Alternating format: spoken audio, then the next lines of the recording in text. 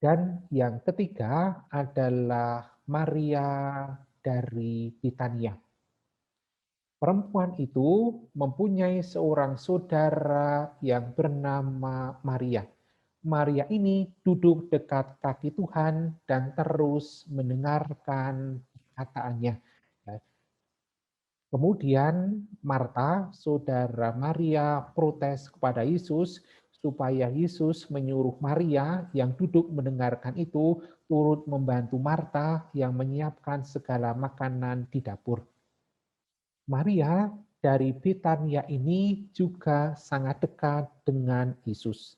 Di dalam Injil Yohanes kita dapati kisah demikian. Ada seorang yang sedang sakit namanya Lazarus. Ia tinggal di Betania, kampung Maria dan adiknya Marta. Maria ialah perempuan yang pernah meminyaki kaki Tuhan dengan minyak mur dan menyekanya dengan rambutnya. Setibanya Maria di tempat Yesus berada dan melihat dia, tersungkurlah ia di depan kakinya dan berkata kepadanya, Tuhan, sekiranya engkau ada di sini, saudaraku pasti tidak mati. Maria dari Bitania ini pun juga percaya sungguh akan Yesus sahabatnya yang pasti punya kuasa yang besar. Ini di dalam Injil Yohanes bab 12 ayat 1 sampai 3 cerita mengenai Maria Bitania yang meminyaki kaki Yesus dengan minyak mur yang sangat mahal harganya dan menyekanya dengan rambutnya. Bapak, Ibu, dan saudara-saudari terkasih, Bitania adalah kota di pinggiran Yerusalem. Setiap kali Yesus masuk atau keluar Yerusalem dalam perjalanannya dari Galilea menuju Yerusalem, kalau menurut Yohanes itu 3 kali, kalau menurut penginjil sinoptik 1 kali, dikisahkan Yesus selalu mampir di rumah Marta, Maria, dan Lazarus di Betania ini. Dan dia di sana, Yesus dan para murid mendapatkan perlakuan sambutan yang sangat dekat sebagai seorang sahabat. Diberi penginapan dan diberi sediakan makanan serta bekal entah untuk nanti di Yerusalem, entah untuk pulang ke Galilea. Setiap kali Yesus keluar atau masuk ke Yerusalem, pasti mampir ke rumah sahabatnya. Bisa kita analogikan kalau kita punya teman di luar kota, lalu kita pergi lewat kota itu, kalau kita selalu mampir, pastilah kita punya relasi yang dekat. Maria dari Bitania ini kepada Yesus sahabatnya sungguh-sungguh memberikan pelayanan yang total. Apa tanda bahwa dia memberikan pelayanan yang total? Tanda yang pertama, sebenarnya sangat memalukan seorang perempuan itu mengurai rambut di depan laki-laki. Kebiasaan orang-orang pada zaman dahulu. Maka Paulus juga menasihatkan kalau sedang beribadah, hendaknya perempuan tidak mengurai rambut tetapi mengikatnya. Memalukan tindakan seperti itu. Yang kedua, tindakan mengurapi kaki adalah tugas seorang budak, bukan seorang tuan rumah, bukan seorang sahabat, tetapi tindakan seorang budak. Tetapi Maria Bitania bertindak kepada Yesus, guru Tuhan dan sahabatnya demikian total. Dia juga secara total memberikan pelayanan kepada Tuhan, membeli minyak mur narwastu yang harganya itu 300 dinar. 1 dinar adalah upah 1 hari bekerja. Maka ini adalah upah hampir 1 tahun, sangat mahal. diberikan seutuh-utuhnya pada Yesus sendiri. Oleh karena itu, Maria Bithania adalah satu-satunya perempuan yang dipuji oleh Yesus dua kali. Yang pertama, saat dia meminyaki kaki Yesus dengan minyak yang mahal itu, ketika ditegur oleh Yudas, ya percuma membuang-buang uang, lebih baik itu diberikan kepada orang miskin.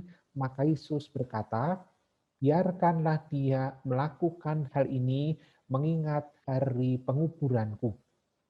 Kemudian yang kedua adalah menanggapi protes dari Marta yang sibuk melayani Yesus sementara Maria duduk dekat kaki Tuhan dan mendengarkan. Maka Yesus menjawab Marta, katanya, Maria telah memilih bagian yang terbaik yang tidak akan diambil daripadanya.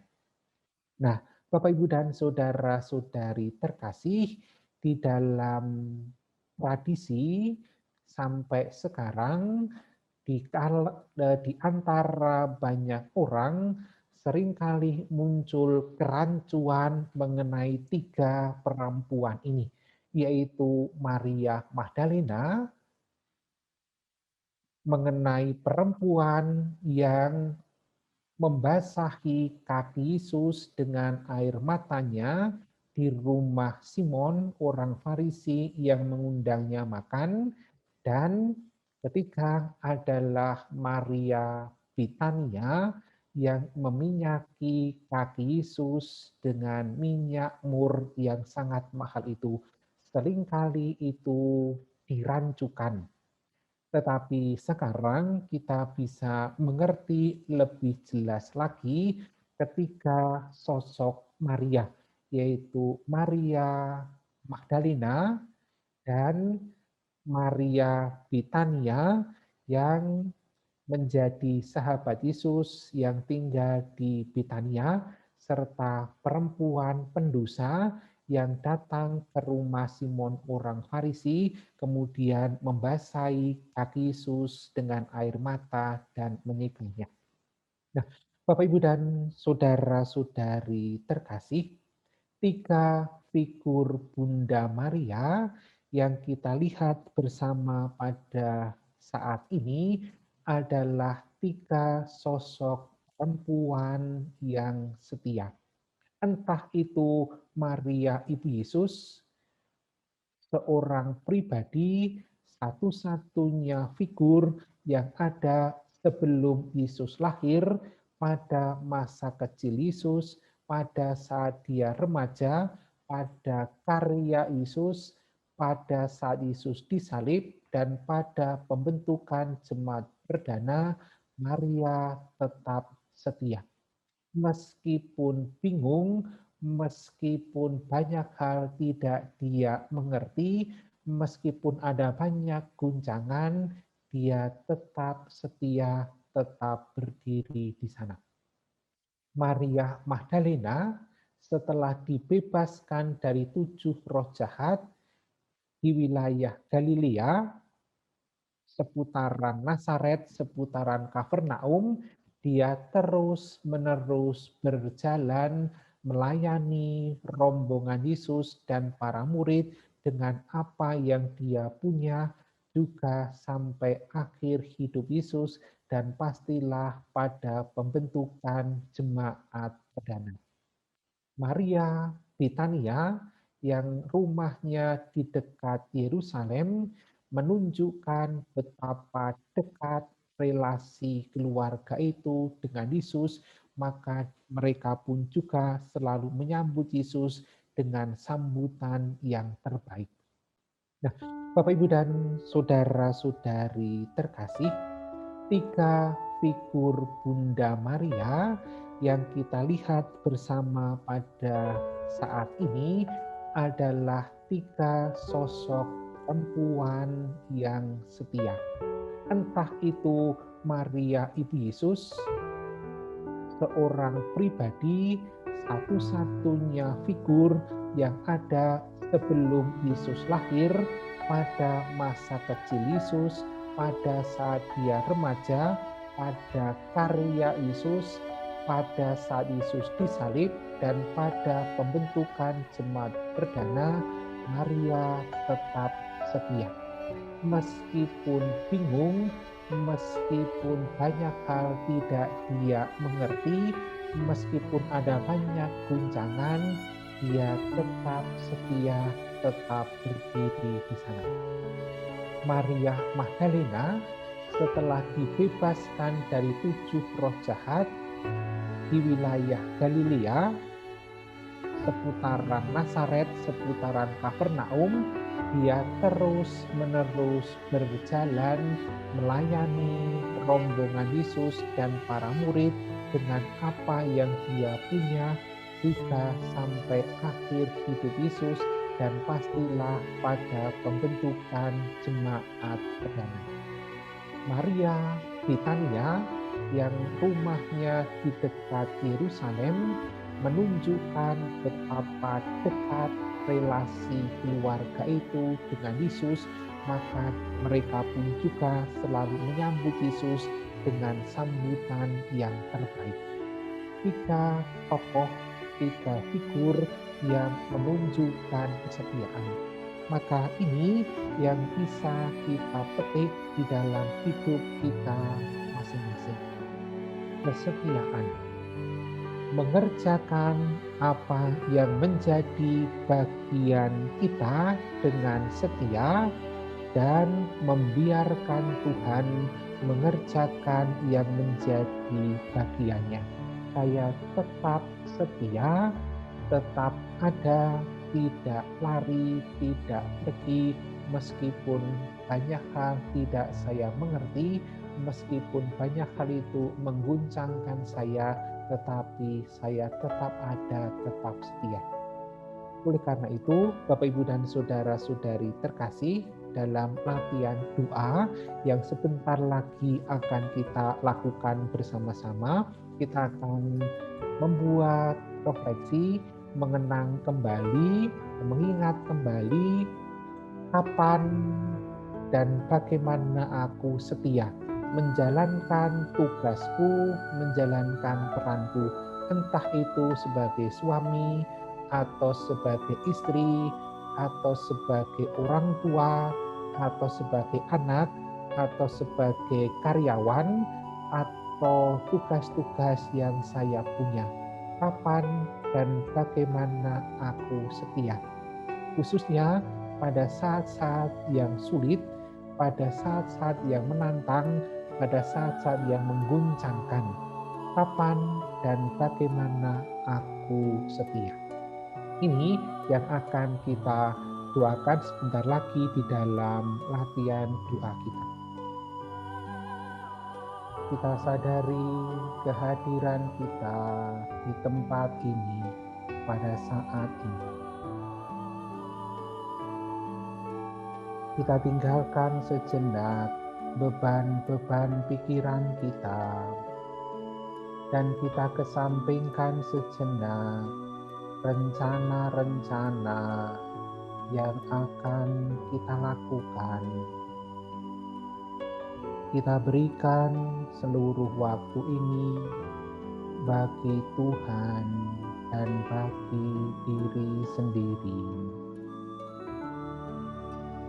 Marilah kita masuk dalam keheningan. Anda bisa mendengarkan alunan musik pengiring meditasi, atau merasakan udara yang Anda hirup dan udara yang Anda hembuskan. Cukup merasakan dan menyadarinya sampai hatimu merasa tenang.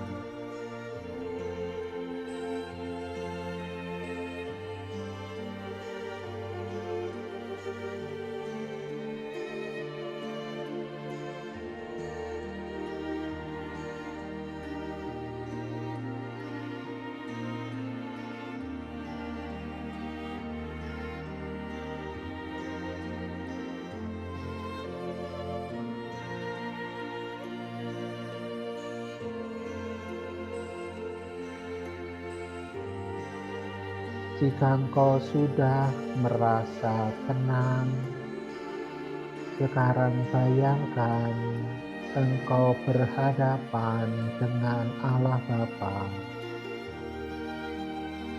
Kepada Allah Bapa, mohonlah rahmat agar Ia berkenan bersamamu menelusuri kembali perjalanan hidupmu.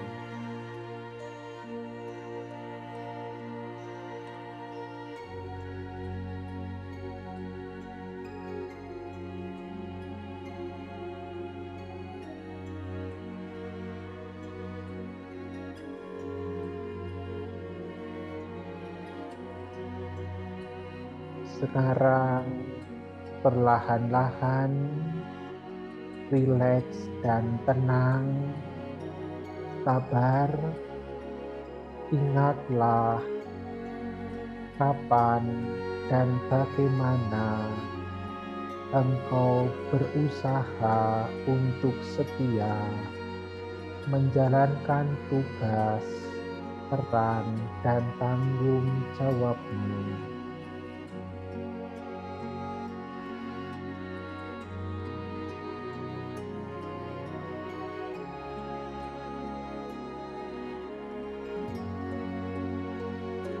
Ingatlah kembali saat atau peristiwa itu.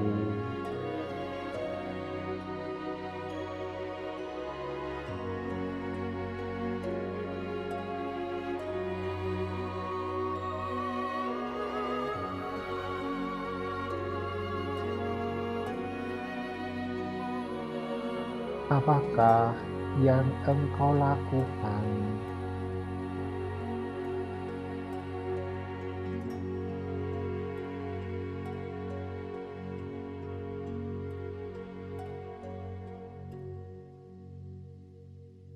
Bagaimana engkau melakukannya, termasuk mengatasi, mengalahkan entah kebosanan, kejenuhan, atau mungkin kecemasan, kemarahan.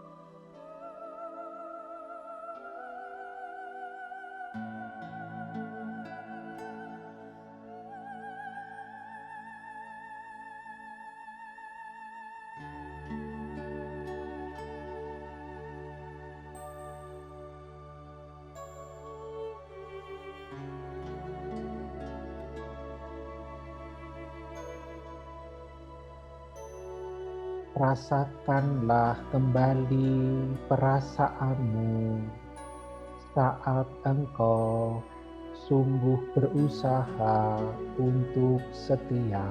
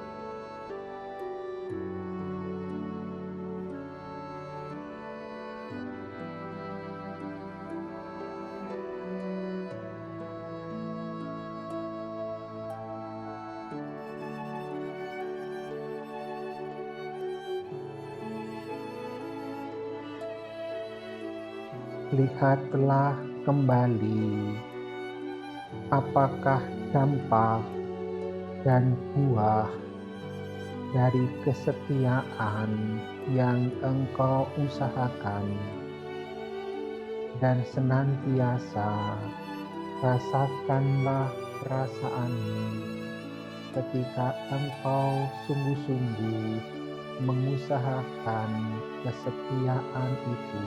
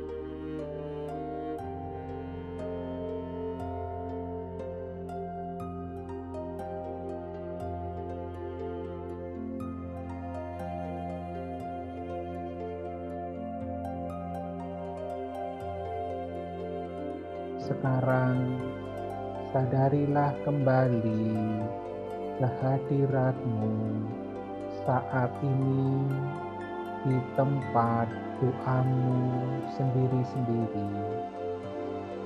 Bayangkanlah engkau kembali berhadapan dengan Allah Bapa. Bercakap-cakaplah dengan Dia seturut yang engkau rasakan dalam hatimu. Entah bersyukur bahwa engkau boleh setia menjalankan tugas atau peran atau tanggung jawabmu. Bersyukur atas rahmat Allah yang menopangmu untuk setia. Ataupun juga mohon rahmat agar engkau semakin dikuatkan, dimampukan untuk hidup dengan setia.